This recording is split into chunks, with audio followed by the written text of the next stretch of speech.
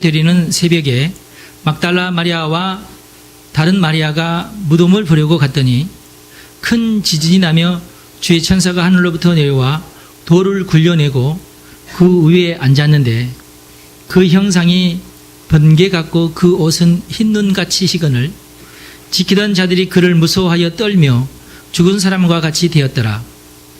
천사가 여자에게 말하여 이르되 너희는 무서워하지 말라. 십자가에 못 박히신 예수를 너희가 찾는 줄을 내가 아노라. 그가 여기 계시지 않고 그가 말씀하시는 대로 살아나셨느니라. 와서 그가 누우셨던 곳을 보라. 또 빨리 가서 그의 제자들에게 이르되 그가 죽은 자 가운데서 살아나셨고 너희보다 먼저 갈릴리로 가시나니 거기서 너희가 배우리라 하라. 보라, 내가 너희에게 일렀느니라 하거늘 그 여자들이 무서움과 큰 기쁨으로 빨리 무덤을 떠나 제자들에게 알리려고 다름질할새에 예수께서 그들을 만나 이르시되 평안하냐 하시거늘 여자들이 나아가 그 발을 붙잡고 경배하니 이에 예수께서 이르시되 무서워하지 말라.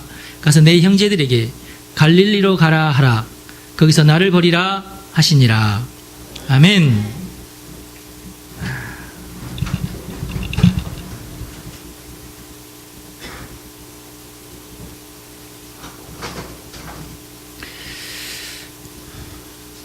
여러분 축복합니다. 말씀 은혜가 되시길 바랍니다. 우리 예수님께서 부활하신 날을 기념한 부활주일입니다. 우리 예수님의 부활은 전 인류 역사상 가장 위대하고 가장 복되고 가장 드라마틱한 사건이라고 할 수 있습니다. 온 인류에게 가장 큰 영향을 미친 사건이 뭐냐? 이런 예수님께서 부활하신 사건입니다. 그래서 이 예수님의 부활은 전 세계에 커다란 영향을 끼쳤고 또 개인적으로 각 사람에게 각 사람의 영혼과 그리고 각 사람의 삶에 엄청난 영향을 미쳤던 것을 우리가 잘 알고 있습니다. 이 부활 사건은 갑자기 단순간에 이루어진 그런 사건이 아니고 물론 짧은 시간 약 3일 만에 이루어져서 사람들의 눈에는 갑작스럽게 이루어졌고 제자들도 예수님의 제자들도 굉장히 황당하고 쇼킹한 그런 사건이었는데 하나님 입장에서 볼 때는 결코 그렇지가 않고 우리 하나님께서는 이 부활 사건을 위해서 수천 년을 준비하셨어요. 예. 아주 치밀한 계획 가운데에 아주 정확한 연출에 의해서 단번에 이루어진 아주 좋은 사건입니다. 우리 예수님의 생애를 우리가 살펴봐도 고작 3년밖에 되지 않아요. 예. 3년밖에 되지 않고 그래서 그 제자들이 3년밖에 배우지를 못하죠. 훈련을 3년밖에 받지를 못해요. 굉장히 그 짧은 속성 과정을 거쳤지만 예수님의 가르침이 온 인류를 뒤흔드는 그런 가르침이 되었어요. 참 놀랍죠? 예수님의 생애를 우리가 다 봐도 이 세상에서 약 한 30년 정도 밖에 살지 않으셨어요. 아주 짧은 인생을 사셨지만 가장 완벽하게 계획된 그리고 본인이 계획한 모든 것을 다 이루고 승리하신 그런 삶을 사셨습니다. 우리 하나님께서 이 사건을 기획하시기 위해서 한 민족을 선택을 하시고 그 민족의 역사를 통해서 그 실제 역사를 통해서 구원의 메시지를 담은 드라마를 만들어내셨습니다. 그리고 마침내는 예수 그리스도의 십자가 사건과 부활 사건을 통해서 이 구원 사역을 완성하셨던 것입니다. 얼마나 참 귀한지 몰라요. 예. 이제 누구든지 그 혜택을 다 얻을 수가 있게 되었습니다. 할렐루야! 여러분 모두에게 이 혜택이 이제 주어질 것을 믿으시기를 바랍니다. 특별히 오늘 세례 받으신 분들을 축복합니다. 이 혜택을 마음껏 누리시기를 바랍니다. 우리 전자회사에서 텔레비전을 만들기 시작하면서 텔레비전이 전 세계 텔레비전을 만들 줄 모르는 사람들에게까지 다 혜택이 주어지지 않습니까? 애플에서 아이폰을 만드는 바람에 전 세계 모든 사람들이 전화 혁명이 일어나가지고 또 삼성에서 갤럭시 이번에 만들어가지고 막 대박을 내고 그래가지고 굉장히 사람들이 편리한 삶을 살지 않습니까? 예. 누군가가 치밀하게 계획을 해서 뭔가를 만들어내면 전 세계의 유익이 전파되는 것입니다. 근데 이제 물론 이제 그런 전자제품 살려면 고가를 내고 우리 지불을 해야 되는데, 우리 예수님은 우리 온 인류를 위해서 십자가를 지시고 부활하셨습니다. 그리고 그 영적 유익을 모든 인류에게 다 이것을 전파하고 이것을 누리도록 그렇게 하셨습니다. 얼마나 감사한지 몰라요. 우리 예수님이 주시는 이 놀라운 은혜는 값없이 우리에게 주어지는 은혜입니다. 여러분들이 이 은혜를 다 누리시기를 바랍니다. 우리 예수님께서 부활의 첫 열매가 되셨습니다. 그리고 예수님이 하나님의 아들이심을 믿는 자들과 예수님의 십자가에 흘린 보혈로 그 죄가 씻김을 받는다는 것을 믿는 자들, 그리고 그 부활을 통해서, 예수님의 부활을 통해서 우리도 같이 부활하며 우리도 같이 의인으로 살 것을 믿는 모두에게 우리 하나님께서는 하나님의 자녀가 되는 권세를 주셨습니다. 이 권세를 우리가 누리게 될 줄로 믿습니다. 우리가 오늘 부활절을 맞이해서 우리 예수님의 부활에 감사하고, 그리고 축하하고, 부활을 축하하고 부활을 기뻐하고, 또 우리가 그 부활에 동참하면서 초자연적인 그런 삶을 살아야 할 줄로 믿습니다. 그래서 이 부활이, 예수님의 부활이 뭘 의미하는지 우리가 몇 가지 오늘 살펴보도록 그렇게 하겠습니다. 예수님의 부활은 무엇을 의미하고, 그리고 그 예수님의 부활이 의미하는 것이 오늘 나에게는 또 어떤 의미가 있는가 살펴보겠습니다. 첫 번째로 중요한 것은 승리입니다. 승리. 예수님의 부활은 승리를 의미합니다. 그래서 우리가 예수님의 부활에 동참한 우리 모두는 승리하는 삶을 살고 결국은 우리는 승리한다. 그것을 우리가 믿고 그걸 또 누릴 수가 있습니다. 여러분이 승리를 믿으며 그 승리를 여러분의 삶 가운데 누리시기를 바랍니다. 누릴 수 있습니다. 예수님이 부활하시고 나만 부활하겠다 그렇게 말씀하신 게 아니고 너희들도 부활한다 그랬고, 너희들이 죽을 때까지 기다렸다가 부활할 것이다 그렇게 말씀하시지 않고 그 부활을 우리의 삶 속에 집어넣어 주셨습니다. 부활하는 삶을 누리시기를 바랍니다. 우리 모두가 이 부활을 오늘 우리가 경험해야 될 줄로 압니다. 우리는 영원히 죽지 않고 영생을 누립니다. 이 얼마나 참 놀라운 일인지 몰라요. 이 세상에서 영생에 대해서 강력하게 주장하시고 영생을 이루어내신 분은 예수님밖에 없습니다. 이 세상에 수많은 다른 성현들이 있다고 우리가 그렇게 알고 있지만 그 수많은 성현들은 영생에 대해서 단 한마디도 못했어요. 어느 누구도 영생에 대해서 한마디도 하지 못했습니다. 그러나 예수님께서 오셔서 담대하게 영생에 있다고 선포를 하셨고 나를 통해서 이 영생을 이룬다고 선포하셨어요. 담대하게.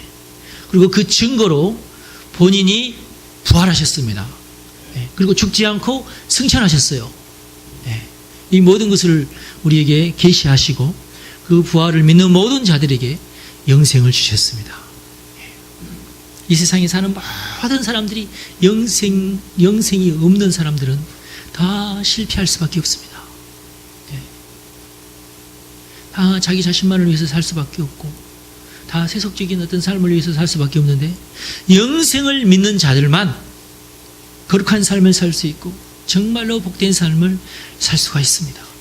여러분들 영생을 취하시기 바랍니다. 영생을 믿는 것과 그렇지 않는 것은 엄청난 삶의 변화가 있습니다. 우리는 더 이상 죽음을 두려워하지 않습니다. 우리는 정말로 부활을 믿고 하나님의 자녀가 되시는 분들은 죽음을 두려워하지 않습니다. 죽음은 우리가 부활을 향해 열려있는 문이에요. 우리가 죽어야 부활을 할 거 아닙니까? 그러니까 우리는 이 죽음이 이제는 두려움의 대상이거나 이것은 우리가 모르는 그런 세계로 들어가는 문이 아니고 이것은 영광의 문입니다. 죽음은 문이에요. 그냥 문. 영광으로 들어가는 문입니다. 이 문을 통과해야만 영광으로 들어갈 수 있어요. 그러니까 죽어야 돼. 하여튼. 그러나 우리는 그 문을 두려워하지 않아요. 갑자기 두려운가 봐. 죽어야 된다 그러니까 입이 막 벌어지고 말이지. 무섭습니까, 여러분? 네. 죽음을 두려워하지 않아야 돼요. 두려워하지 않게 됩니다. 왜? 우리는 죽음을 통과해서 부활로 들어가기 때문에 그렇습니다. 우리가 영생으로 들어가기 때문에 그렇습니다. 예. 그래서 우리 기독교는 어느 다른 표현보다도 우리 기독교는 부활의 종교다. 이렇게 표현한 이유가 바로 거기 있습니다. 부활을 믿는 우리는 전혀 다른 세상을 우리가 경험할 수가 있는 것입니다. 아까 제가 이제 휴대폰 얘기를 했습니다. 휴대폰을 아는 사람과 휴대폰을 모르는 사람의 차이가 있죠. 다 여러분 휴대폰 다 가지고 있죠. 휴대폰 전부 압수해 버리면 어떻게 될까요? 앞으로 영원토록 휴대폰 쓰지 못한다. 그러면 어떻게 될까요? 죽는다는 사람까지 있는데 그렇지는 않겠지만은 그 정도로 우리의 삶이 변화를 받습니다. 부활을 우리가 믿고 그 부활을 접수하는 사람과 그렇지 못한 사람과의 차이도 엄청난 차이가 있는 것입니다.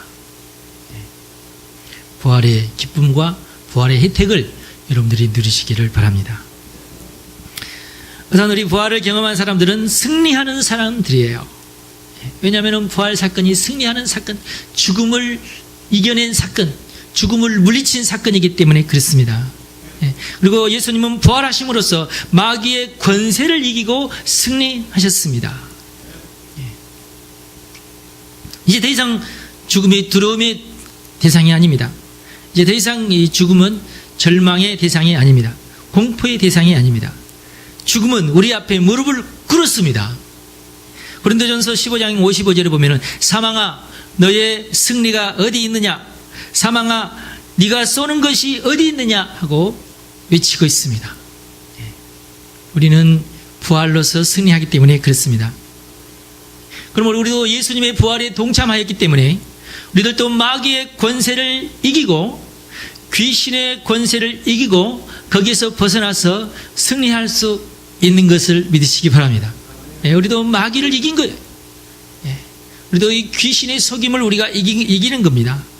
그리고 우리는 죽음을 이기고 영생할 수가 있습니다. 우리는 병을 이기고 병을 나을 수 있어요. 건강할 수 있어요. 우리는 절망을 이기고 소망할 수 있습니다. 우리는 또 죄를 이기고 의인으로 살 수가 있어요. 우리가 부활을 입을 때 우리가 의인으로 사는 것입니다. 그리고 우리는 미움을 이기고 사랑할 수가 있어요. 부활의 능력입니다. 우리는 마귀와 싸워서 이길 수 있습니다. 영적 전쟁을 할 수 있어요.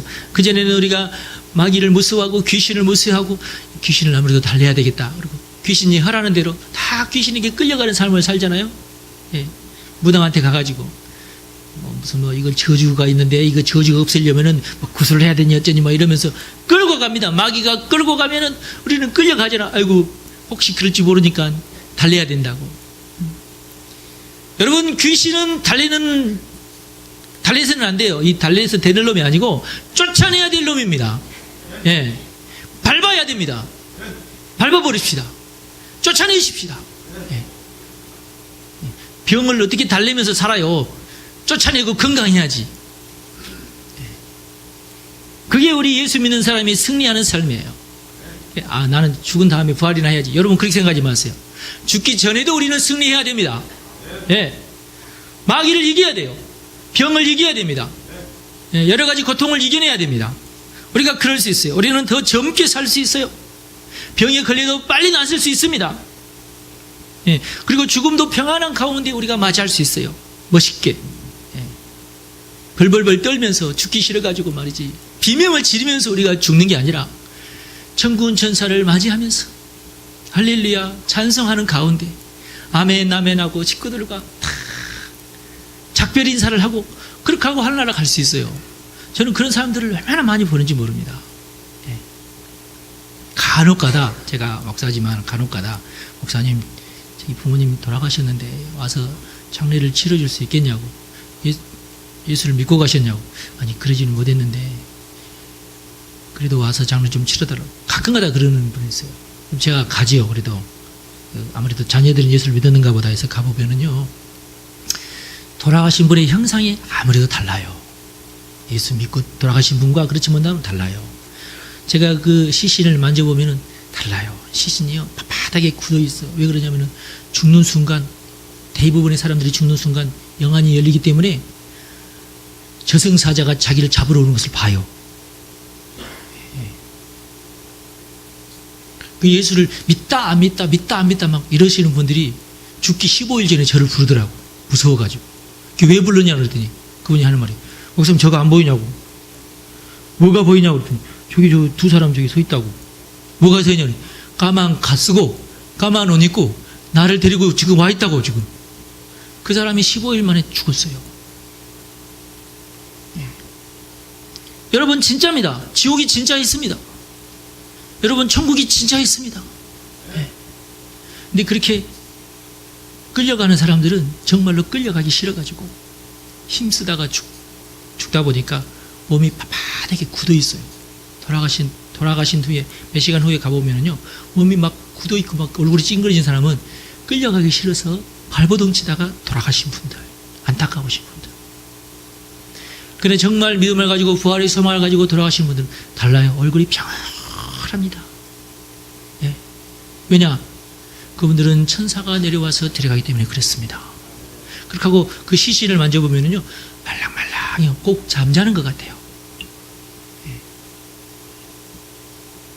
그 가정이 전부 다 예수를 잘 믿고 소망 가운데 있는 분들은요 알아요. 얘야 오늘은 내가 좀 이상하니 내가 임종 예배를 드리고 싶다. 그렇게 해가지고 임종 예배를 드리고, 임종 예배 드리는 순간 아들아 이리 와라. 아들하고 안고 뽀뽀하고 며느리도 안고 아버님 천국에서 뵈요. 이렇게 하고 손자들도 다 축복을 하고 이제 내가 죽을란가 보다 하고 다 자리에 눕고 돌아가신 분들도 있고 그래요. 예. 여러분 이게 복된 죽음이에요. 여러분 이게 죽음을 이기는 겁니다. 예. 죽음을 이기고 부활하는 것이 바로 이런 거예요.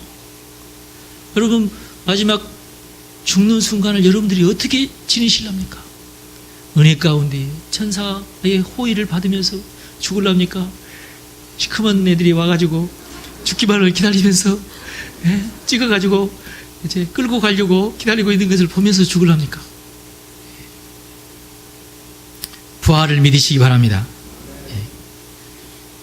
부활을 믿어야 됩니다. 그래야 우리가 세월을 허송하지 않고 삶이 고달프지 않고 우리 하나님께서 주시는 사명을 감당하고 우리 하나님께서 주시는 천수를 누리면서 하나님이 오라 하시는 그날이 아멘하고 하늘나라에 가는 겁니다. 예, 이게 부활의 기쁨이에요. 그 다음에 부활은 무슨 의미가 있습니까? 문제를 해결했다는 의미가 그 안에 있습니다. 예수님의 부활은 죄의 문제를 해결한 사건입니다. 문제가 해결됐어요. 산적한 문제가 해결되기 시작합니다. 예수님의 부활로 말미암아 인류의 모든 문제가 이제 풀어지기 시작하는 거예요. 가장 큰 문제, 죄의 문제가 해결됐어요. 가장 큰 문제, 죽음의 문제가 해결됐습니다. 어느 누구도 이 죽음의 문제, 죄의 문제를 예수님처럼 이렇게 속 시원하게 해결하신 분이 세상에 아무도 없어요. 예수님만 이것을 해결하셨습니다. 그리고 예수님이 이 세상은 놀라운 속도로 발전하기 시작했어요. 왜냐하면 산적한 문제들이 하나둘 이제 해결되기 시작하기 때문에 그렇습니다. 복음이 전해지는 곳마다 문제들이 해결되어 가는 속도가 엄청나게 빨라요. 지금도 보면은 세계적으로 보면은 복음이 전파되는 지역과 전파되지 않은 지역이 있는데 전파된 지역은 놀라운 속도로 문명화가 이루어지고 문화가 발전하고 그 사회가 발전한 것을 우리가 볼 수가 있습니다. 그래서 복음이 전해지는 곳마다 문제들이 해결되는 속도가 빨라요. 복음이 전해지면서 이제 더 이상 싸우고 질투하고 미워하고 서로 관계가 어그러지고 전쟁하고 그런 것들이 점점 사라지고 오해가 풀리고 싸움이 그치고 화해가 이루어집니다. 그렇지 않는 세상은 계급사회, 나는 높은 사람, 너는 낮은 사람, 너는 노예, 지금도 그런 사회가 얼마나 많아요. 근데 대부분 그렇게 사회적으로 이렇게 미개한 지역은 대부분 복음이 아직 확실하고 분명하게 전파되지 않는 지역이 굉장히 많습니다. 우리나라도 선교사들이 와서 복음을 전하기 전에는 얼마나 답답한 나라였고 양반들과 상인, 중인들과 그리고 천민들, 백정들 이런 사람들로 막 나눠져 가지고 사이가 아주 딱딱하게 굳어 있어 가지고 발전이고 뭐고 전혀 없는 그냥 탐관 오리들만 있어가지고 사람들을 억압하고 괴롭히는 일만 많은 나라가 우리나라 아니었어요. 근데 그런 우리나라에 하나님의 복음의 말씀이 전해지기 시작하면서 사람들이 변화받기 시작했습니다. 문명이 꼽히기 시작했어요. 그래서 우리나라는 참으로 복받는 나라입니다. 우리 하나님께서 미국 사람들이 우리나라가 어디 있는지도 모르는데 나 한국 가서 선교하다가 내가 죽겠다고 헌신하는 사람들이 막 얼마나 청년들이 많은지 막 엄청나게 이 나라로 몰려오기 시작했어요. 그래서 전국 방방곡곡에 선교사가 없는 지역이 없을 정도로, 교회가 없는 지역이 없을 정도로 막 이렇게 해서 교회 부흥이 일어나면서, 특별히 선교사들이 누구에게 먼저 복음을 전했습니까? 천민들, 가난한 자들, 백정들, 그리고 무당들에게 막 복음을 전하기 시작해서 이 나라의 문맹률이 거의 없어요. 병이 있는 사람 외에는 다 글을 아는, 세계에서 문맹률이 전혀 제일 없는 그런 나라가 됐지 않습니까? 개화됐다고 유명한 미국도 문맹률이 상당히 높는데 우리나라는 굉장히 특이한 하나님의 나라입니다. 여러분, 세종대왕 때문에 우리가 문맹률이 없다고 생각하면 곤란합니다. 그렇지 않습니다. 대왕님께서는 한글을 만들어주셨으니 너무나 감사한 일인데 그 한글을 퍼뜨리지는 못하셨어요. 수많은 세월 동안을 사실은 한글이 있었음에도 한글 안 쓰고 다 한번 썼어요. 한글을 폭발적으로 가르치기 시작하고 이걸 가지고 개화하기 시작한 것은 교회입니다. 선교사들이 한글을 배워가지고 들어와가지고, 우리나라 사람도 아닌데 우리나라 말 배우고 우리나라 글을 배우고 먼저 오기 전에 그렇게 해가지고 그 성경을 우리나라 말로 먼저 번역을 하고, 여러분, 선교사들이 그것을 했어요. 선교사들이 우리나라를 위해서 그렇게 하고 그 성경책을 가지고 이 나라에 와가지고 사람들에게 성경책을 전해주면서 글을 가르치는 나라입니다. 이게 우리나라예요. 그러면서 의상이 사라지고 미신이 힘을 잃게 되고 지역이 거룩해지고 삶이 거룩해지면서 보다 우수한 사람들이 등장하기 시작을 하고 더 신실한 사람들이 배출되기 시작하고, 사기꾼들이나 거짓말장이들 이런 사람들이 점점 더 사라지고, 물론 완전히 아직까지 사라지지는 않은 것 같은데, 그러나 굉장히 많은 사람들이 신실한 사람들, 개화된 사람들, 새로운 문명, 미신에 쩌들지 않고 새로운 어떤 합리적인 삶을 사는 사람들이 늘어나기 시작했습니다. 그래서 개선된 생각들, 합리적인 규칙들, 옛날 고리타불한 이조시대 때 그런 규칙에서 다 여러분 벗어났지 않습니까? 합리적인 규칙들, 그리고 합리적인 삶의 방식들, 그리고 생활에 필요한 발명품들이 쏟아지기 시작했고, 문명화되고 문화적인 삶이 전파되고 인권이 회복이 되고 자유가 선포되고 쾌적한 삶, 행복한 삶, 평안한 삶들이 전파되기 시작했어요. 예, 이게 복음의 능력입니다. 부활을 믿는 자들이 이룩한 이 삶이에요, 이게. 예, 우리는 앞으로 더 나은 삶을 우리가 기대할 수가 있습니다.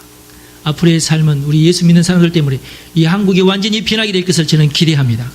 예, 죽음의 문제뿐만 아니고 죄의 문제뿐만 아니라 우리 삶에 쌓여있는 모든 남아있는 문제들을 우리 하나님께서 다 해결하시고 해답을 주시고 마귀를 쫓아내고 귀신을 쫓아내고 밝은 세상이 될 것을 저는 믿습니다. 예, 여러분들이 이제 감당해야 될 숙제들입니다. 그 다음에 세 번째로 예수님의 부활은 새 생명을 상징합니다. 이전의 생명은 사라지고 새로운 생명으로 탄생했다는 것입니다. 사도 바울은 이것을 씨앗으로 설명을 했어요. 감나무가 감씨가 있는데 감씨에 생명이 있어요, 없어요? 있습니다. 감씨에 생명이 있어요. 딱딱하고 껍질도 딱딱하고 그렇지만 그 안에 생명이 있습니다. 놀랍지요? 그냥 감씨를 가만 놔두면은 그냥 감씨로 있어요. 그러나 그 감씨를 땅에 심고 그리고 물을 주고 온도를 맞춰주면 거기에서 새 생명이 나옵니다. 완전히 감씨하고 다른 모양이 거기서 나와요.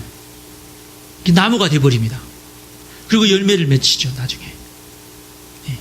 그 감씨와 감나무는 그 모양이 완전히 다릅니다. 그러나 감씨도 생명이 있지만은 진짜 생명은 감나무가 진짜 생명입니다. 마찬가지로 우리가 예수를 믿고 부활을 경험하지 못했던 삶, 죄 속에 죄에 디대이면서 절망 가운데 죽음의 공포 가운데 있던 삶, 그러나 죽음의 공포를 이기고 절망을 이기고 다시 새로운 생명을 얻게 된 예수 믿는 삶은 다릅니다. 우리는 새 생명이라, 그래서 오죽에 쓰면은 거듭났다, 두 번 태어났다, 그렇게 표현한 이유가 거기에 있던 것입니다. 내가 예수를 믿고 예수의 부활을 받아들이기만 하면은 내 영혼에 중대한 도약이 일어납니다.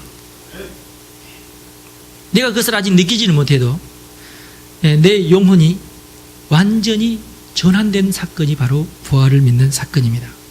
그동안 알지 못했던 새로운 깨달음을 깨닫기 시작합니다. 그동안 오해했던 것들이 사라지고 교회가 좋아지고 하나님이 더 친근하게 느껴지고 예수 믿는 사람들이 이제 반갑게 됩니다. 부활을 믿게 될 경우 예수를 믿는 사람들 보면 괜히 반가워요.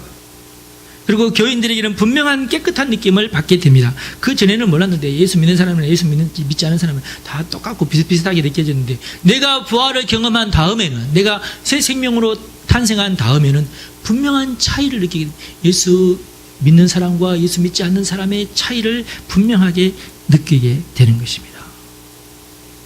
그리고 전에는 관심이 없었던 것들에게 이제 관심을 갖게 되고, 전에는 관심이 있었는데 이제는 그런 것은 관심이 없어지고, 그렇게 되는 것입니다. 전에는 재미가 막 있었던 이제는 별로 재미없어지고 그렇게 됩니다. 옛날에는 유행가 막 좋아했는데 내가 부활을 경험하고 난 다음부터는 유행가는 별로 이제 재미없어지고, 이제는 찬송이 더 재밌어지고, 찬양하면 더 내 마음이 기뻐지고 내 마음이 더 평안해진 것을 느끼게 되는 것입니다. 근데 아직 찬송보다도 세속적인 음악 좋아하는 사람들은 저 사람 왜 찬양을 부르고 그러는 거야? 재미도 없게 그렇게 생각을 해요. 여러분, 세속적인 찬양은 맨날 헤어진다는 얘기, 부정적인 얘기 그러잖아요. 대부분 그러잖아요. 오해한다는 얘기, 나는 너를 사랑하는데 왜 나는 모르느냐, 이런 얘기들. 예.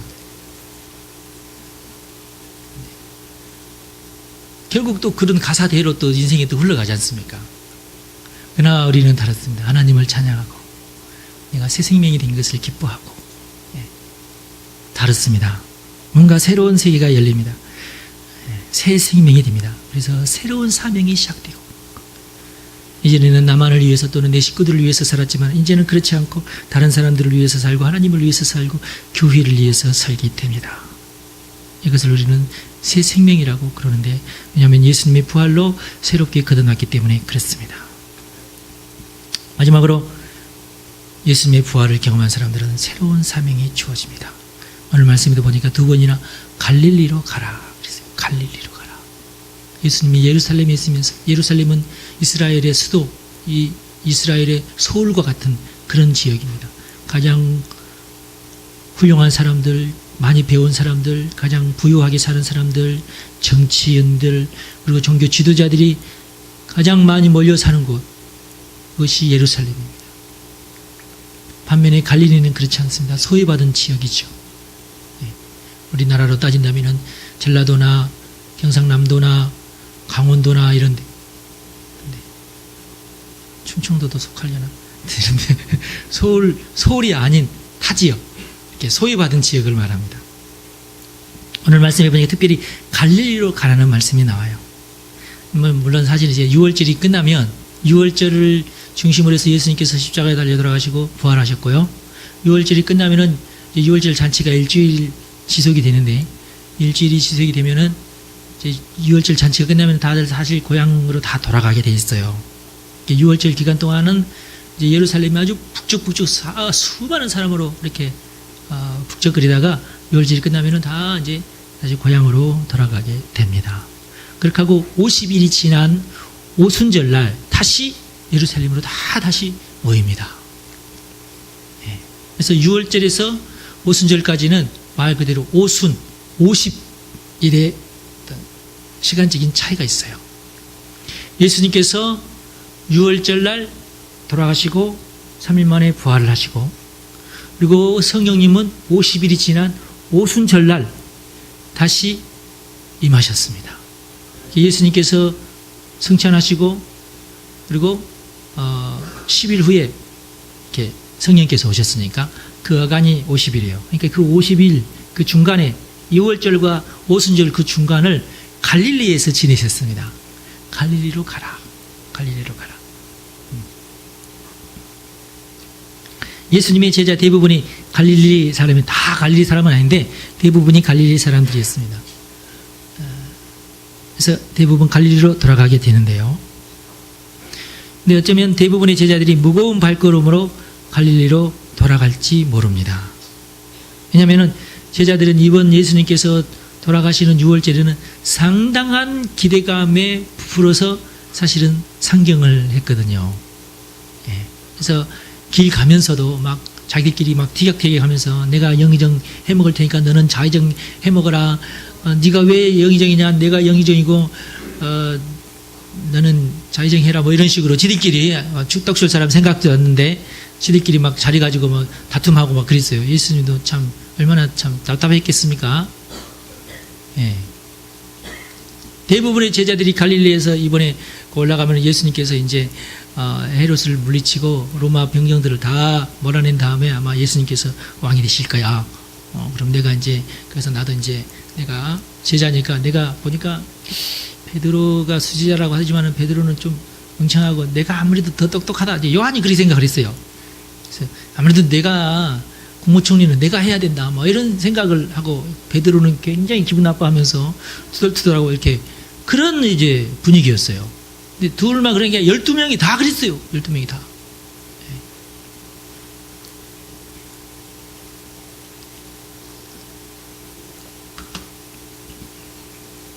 그래서 예수님께서 갈릴리로 돌아가야 된다는 말을 했을 때 제자들이 다 그 말을 싫어했습니다. 왜 돌아갑니까? 우리 예루살렘에 남아있으면서 이제 권세를 누리면서 살아야 되는데 왜 갈릴리로 예수님께서 갈릴리로 돌아간다는 말을 했는데도 제자들은 왜 가신다는 얘기인가? 뭐 잠깐 놀러 가신다는 얘기인가? 이렇게만 생각을 했어요.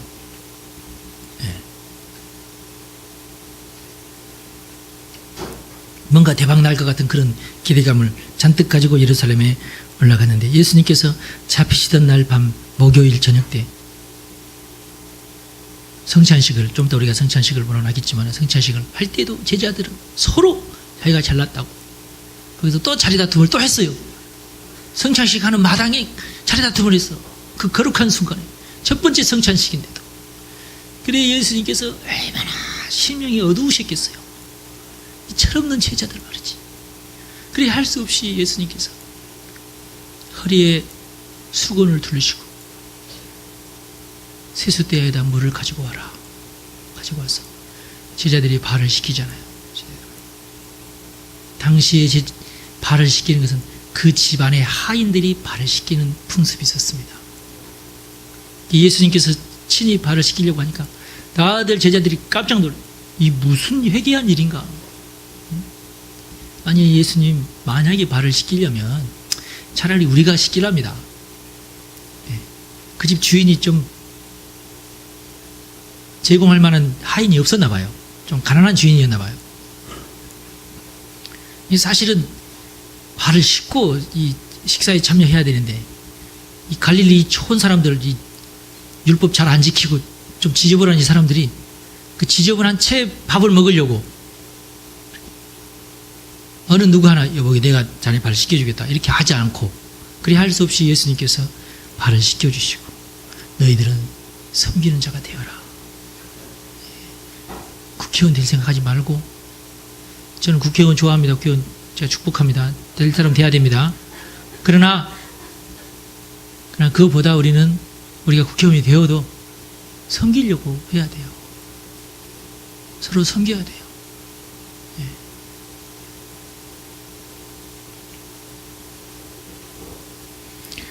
그러나 그 뒤로 3일 동안 제자들에게는 악몽 그 자체 예수님 돌아가셔 버리고 말이지.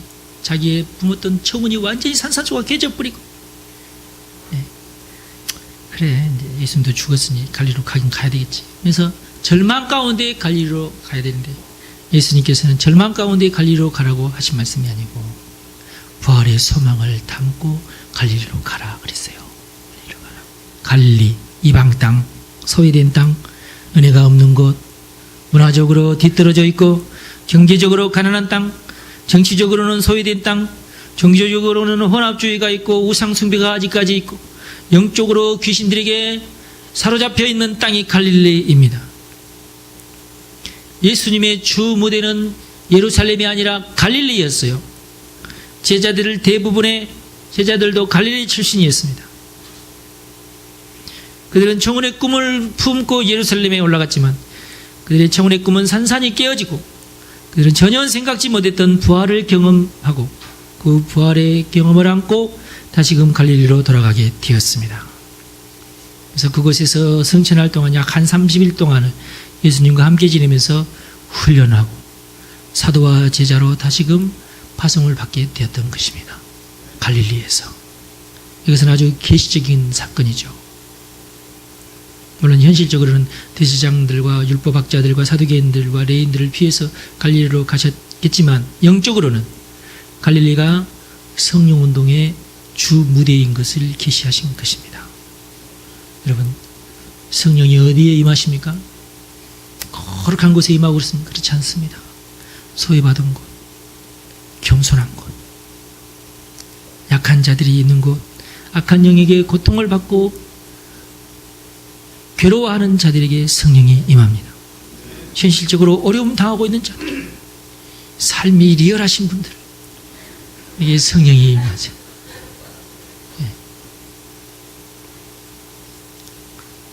삶이 리얼하십니까? 하나님의 은혜를 갈망하시기 바랍니다. 하나님, 나를 도와주십시오. 나에게 부활의 은총을 쏟아부어 주십시오. 부활을 경험했던 예수님, 부활을 경험했던 제자들, 갈릴리 사람들이었습니다. 청혼이 산산조각 난 사람들, 새로운 삶이 열리고 있습니다. 우리가 전혀 상상하지 못했던 그런 삶이 예수 안에서 열리고 있어요. 우리가 그걸 바라봐야 됩니다. 하나님이 그걸 바라보게 하십니다. 그동안 내가 바라봤던 것들이 아닌 하나님이 바라보는 세상, 성령에 충만한 세상, 겸손하게 성령을 바라고 성령님 도와주십시오. 이 험악한 세상, 잘난 사람들이 너무 많은데 내가 이곳에서 내가 살아야 되는데 하나님 외에는 없습니다. 내가 부활의 능력 외에는 없습니다. 내가 승리하기 원합니다. 나는 이제 예수 안에서 승리하기, 예수님이 승리하신 것처럼 나도 승리하기를 원합니다. 예수님이 섬겼던 것처럼 나도 섬기기 원합니다. 소외받은 사람들에게 내가 가겠습니다. 고통받는 사람들에게 내가 가겠습니다. 내가 마귀에게, 귀신에게 쪄들려가지고 미신에 쪄들려서 끌려가고 있는, 귀신에게 끌려가고 있는 사람들에게 내가 가겠습니다. 가서 그 사람에게 예수의 부활을 전하고 예수의 생명을 내가 전하겠습니다. 네가 그 일을 해라. 네가 그 일을. 여러분, 그들에게 가서 승리를 전하고 새 생명을 나누어 주시기 바랍니다. 그들의 문제가 해결받도록 도와주시기 바랍니다. 오직 예수의 부활을 전하는 길이 가장 좋은 길이에요. 그들을 존중하고 그들을 사랑하는 것이 예수님의 방법입니다. 예수님의 제자들에게 와서, 아무것도 모르는 자들에게 와서 그들을 존중하고 그들을 사랑했던 것처럼 여러분들이 갈릴리로 가셔서 소외받는 자들에게 가셔서 그들을 존중하고 그들을 사랑하시고 예수의 복음을 전합시다. 그러기 전에 먼저 여러분들이 예수의 사랑을 충만하게 받으시기 바랍니다. 그러기 전에 먼저 예수님의 성령으로 충만하시고 하나님의 능력으로 충만하시고 하나님의 권세가 충만하시기를 바랍니다. 그래야 내가 가서 승리할 수 있어요. 여러분들을 통해서 하나님의 나라가 확장될 것을 하나님께서 기대하고 계십니다. 기도하겠습니다. 하나님, 영광을 받으시옵소서. 주님의 나라를 사랑합니다. 주님의 은혜를 사모합니다. 하나님께서 우리를 사랑하여 주시고 예수 그리스도를 통하여서 우리의 모든 죄를 없앨 뿐만 아니라 예수의 부활을 통해서 우리가 하나님의 자녀로, 의인으로, 새 생명으로 승리하는 자로 우리를 세워주신 진실로 감사드립니다. 우리가 이 은혜를 힘입어서 우리가 갈릴리로 가기를 원합니다. 우리에게 눈을 열어주십시오. 내가 필요한 자들이 있는 곳을 바라보게 하시고 그들에게 주의 복음을 전하는 자가 되게 하여 주시옵소서. 이 시간 우리 성도들을 축복합니다. 먼저 놀라운 은혜를 받게 하시고 성령으로 충만케 하소서. 먼저 새 사람이 되게 하시고 먼저 승리하는 삶을 살게 하여 주시옵소서. 우리 주 예수님의 이름으로 기도하옵나이다. 아멘.